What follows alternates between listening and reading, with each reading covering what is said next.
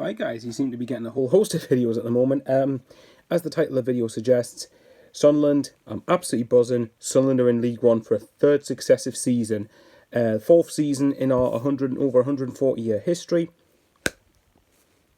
Happy days. Absolutely fantastic news. In all seriousness, look, by the time this all gathered momentum, by the time the decisions had really been finalised, I was getting ready to go to work. But I did want to make a video on this. Go and check out My Mistake and Jamsani.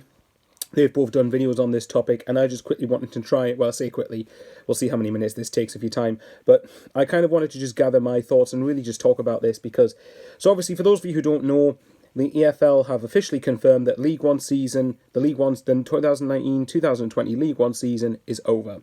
It's over. It's been decided by points per game, and as follows, I think it's Coventry have won the league, Rotherham have finished second, and I think it's Wycombe third, Oxford fourth, Portsmouth fifth, Fleetwood sixth. Oxford and Portsmouth might be the other way around, but that's the top six. Peterborough have finished seventh, and Sunderland have finished eighth. Eighth in League One.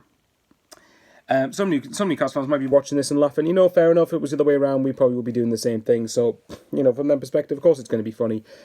From our perspective, absolutely embarrassing. And although this was coming, like Jamsani said in his video, although this was coming and I kind of expected this to be the outcome, it still, nevertheless, is a kick in the teeth.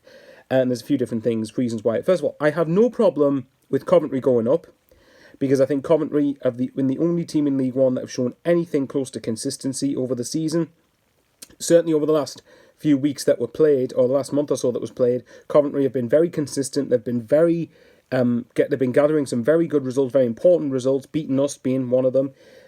Fair enough. I've spoke to a couple of. I know the history and rivalry, so to speak, between Coventry and Sunderland, but I've spoke to a couple of Coventry fans, a couple of whom seem very decent people. One Coventry fan in particular, I won't name him on here, but one Coventry fan, I've been speaking to him on Facebook, and we've been having a nice, genuine, heart-to-heart conversation about football, and fair play for him. I'm delighted. I think that Coventry have deserved to go up, so that's one team we won't have to be competing against next season. Rotherham is where I'm kind of a bit funny on, and not because it's against Rotherham. I think any team who's in second, I'd be saying this. Because of the points gap between Rotherham and, say, I don't know, I think it was where Wycombe originally were, I think that because the gap was only 3 points, separating 8 teams, I think personally what they should have done is 2 different playoffs. Have an 8-team playoff and compete for the other 2 spots to go to the championship. That's now granted, I'm saying that because we didn't finish in the top 6, so take that with a pinch of salt, however you want to go. Wycombe, for example, voted to finish the season, and fair enough. I mean, if I was a Peterborough fan, I think they have more right to feel aggrieved than what we do, but that's not Wycombe's problem. Wycombe have more than every right to go and vote. If that's the way they're going to get into the playoffs, we'd probably be doing the same thing if we were in their position. So it doesn't really matter in the end. But as far as Sunderland are concerned, I mean, first of all, the EFL, I think it's a joke that it took this long to get to this decision. If it was easy just to do points per game, why wasn't this reached a few weeks back? Now, having said that, we're still not going to play next season until September at the very earliest, because you've still got the Premier League and the Championship, both of whom have been finishing.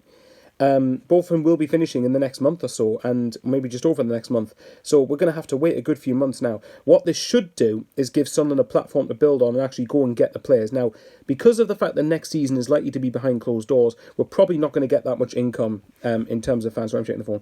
We're probably not going to get that. We're not going to get any income, barely, in terms of fans. But that depends, of course, how many games fans are allowed into the stadium. Where I would expect it is to be given an advantage in the free agent market for Sunderland, because we should be going out to get the best players of the league. And there's no two ways about it. Other fans of other teams can try and pretend all they want, but Sunderland fans have every right to expect to get promoted out of League One. Like I've said many times before, we have had... This next season will be the 4th season in our entire 140-year history in this division. And you would argue the same for Pompey. There's another example. You'd argue the same for Bolton. Clubs like that, Ipswich, shouldn't be in League One. Even though I know we are, it doesn't change. It doesn't mean that's where we should accept. It doesn't mean we should accept we belong here, because we don't. Yes, in league status we deserve to be here. And by the way, I'm not saying we deserve to go up, because we didn't. you look at those two Gillingham and Bristol Rovers results, and I've said it all over Twitter. If you bothered to hold on against Gillingham and you bothered to go down to Bristol Rovers and not be sacks of potatoes and actually go there and win like a professional team who's going for top two should be doing, we would be going up right about now. So I'm sorry, even though you can have the run of form before Christmas that didn't really help Parkinson's cause, for me, those two games are the main factor in why we aren't getting promoted. Look, drawn against Fleetwood wasn't the problem. That, in hindsight, the way the game went might be a point gained.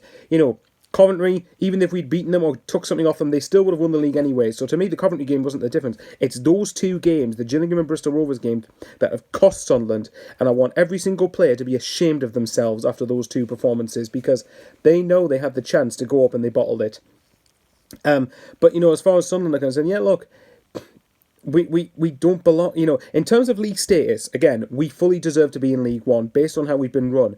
But again, it doesn't change the fact the size of the club, the history of the club, the fan base, the facilities and the infrastructure are not League One standard. We should not be at this level. And if we have to be at this level, then we have every right to expect. It doesn't mean we have the right to go up, but fans have the right to expect to get promotion. It's like if, say, for example, Portsmouth or Oxford went into the National League, do you really think that their mentality is going to be, oh, well, we're not going to expect promotion because we need to remember where we are? Of course not. They'd rightly expect to get promoted in one, truth be told, walk the league, or at least go up in one form or another. And while next season do I expect Sunderland to walk the league? Of course not. We've still got to earn the right as much as any other club. But I still expect ultimately Sunderland to get promoted. And ultimately the problem is we've accepted mediocrity for too long. Look, I've been pro Stuart Donald up until recently, and I do still believe. And that part of me maybe naively believes that he still wants what's best for the club. But unfortunately, I can't back that up with any facts. And this brings me on to the final point of the video. Who do we mainly blame for this? Now, for me, obviously, I was quick to give Ellis-Short the blame, mainly for the championship relegation, so it would be naive of me to not give Donald the main portion of the blame for still not getting us out of League One. I think last season there was not much more you could have done. I think this season we haven't been ambitious enough in the window. We haven't gone out, even though Sunderland should really have should attract the best players anyway. We shouldn't be having to persuade players in League One to come to Sunderland. Obviously, unless they're playing for a team that's a promotion rival, that's fair enough. I'm not expecting teams around us to sell their players to us. That's naive. But you look, Marcus Maddison, for instance, following his loan spell at Hull, if he doesn't sign a contract at Peterborough, he's available for free. Brighton O'Baka, who tore us to shreds with Coventry over a year ago, he's been released by Wolves. They're going to be, that he's available for free. Do I think we're going to get out of those players? No, probably not, but it's not good enough. I expect us to, if we want to be serious, we will be going after both of those players with a vengeance and not just trying to sign them, we would sign them. Bailey Wright, another example, get him in for free. His contract apparently runs out at the end of the season, so get him. What are you waiting for? Obviously, we've been waiting until we find out what division we're in. Now, that excuse has ran out completely. So whether people think it's possible or not, whether people think Donald, Method and Co are going to do this or not, I don't really care. I don't give two hoots. We should be doing this if we're wanting to get promoted. Donald deserves the main portion of the blame, but that does not mean that the players and Parkinson and the players have to look at themselves just as much. Now, here's what I'm going to ask you. Now, I've asked about Donald. We've talked about Donald to death already. Here's the question I'm going to ask you at the end of this video. What are your thoughts on Phil Parkinson? Would you give him another go next season, or do you think it's time to cut the losses and get rid and go after someone else? Because as Sean Middleton says, and to be fair, he was right in the end, the argument, the decision, the mistake last summer was sticking with Jack Ross. And ultimately, Jack Ross, at the very most, would have probably just scraped the playoffs. But that's not good enough. And, Parkinson has ultimately failed this season. Even though you can say, oh, you can't count this season. Well, not really, because if we'd have just gotten those extra two results, or if we'd have not had that really bad run before Christmas, chances are we probably would be in the top two by now and would have been promoted. Ultimately, that's what Parkinson was brought in to do, and he didn't do it. He's failed.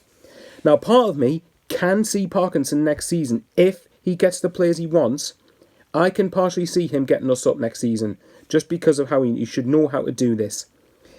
For the players, they've got to look at themselves, and I'm fuming at every single one of them for those last two results. Even though obviously because you should be beating Gillingham and Bristol Rovers anyway if you're wanting to get promoted, and that's no disrespect to either team because Gillingham more than deserved a point and Bristol Rovers definitely deserved to beat us. That's not their problem. They've got good results against us, so they should be happy with them. But purely from a Sunderland perspective, those results are pathetic.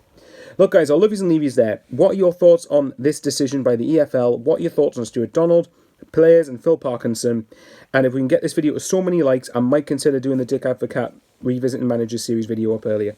Take care, love you lots, and stay safe.